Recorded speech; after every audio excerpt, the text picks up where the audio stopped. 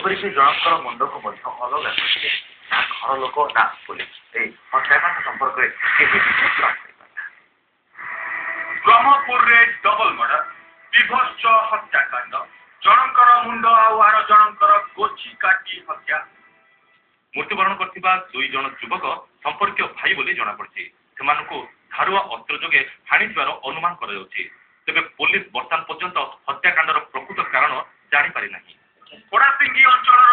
ସଞ୍ଜୟ ମହାରଣା ଓ ତାଙ୍କ ମାମୁ ପୁଅ ଭାଇ ବିଶ୍ୱନାଥ ମହାରଣାଙ୍କୁ ଏଠାରେ ହତ୍ୟା କରାଯାଇ ପକାଇ ଦିଆଯାଇଛି ଯେଉଁଦିନ ସଞ୍ଜୟ ଏକ ନୂଆ ମୋବାଇଲ ଓ ସିମ୍ କିଣିଥିଲେ ସେହିଦିନ ରାତି 9ଟା ବେଳକୁ ତାଙ୍କ ପାଖକୁ ଏକ ଅଜଣା କଲ୍ ଆସିଥିଲା କାହାର କଲ୍ ତାଙ୍କ ବାପା ଜାଣିନାହାନ୍ତି ତେବେ 13 ତାରିଖ ଦିନ ସଞ୍ଜୟଙ୍କୁ ଘର ଲୋକ ଖୋଜାଖୋଜି କରିବା ପରେ ଆଜି ସକାଳୁ ମିଳିଛି ସଞ୍ଜୟ ଓ ତାଙ୍କ ମାମୁ ପୁଅ ଭାଇ ବିଶ୍ୱନାଥଙ୍କ ଶବ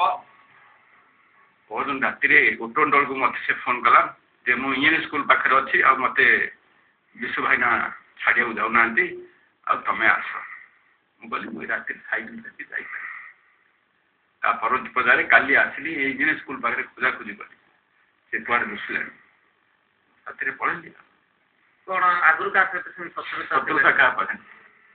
पुलिस हाथ बर्तमान गोटे सुराग रेल धारणा भितर पड़ा संजय मोबाइल यार कलर डिटेल्स जଣା पड़े किए संपर्क सन्धानी कुकुर जो आड़े जाऊँगी संभवतः से जन को हत्या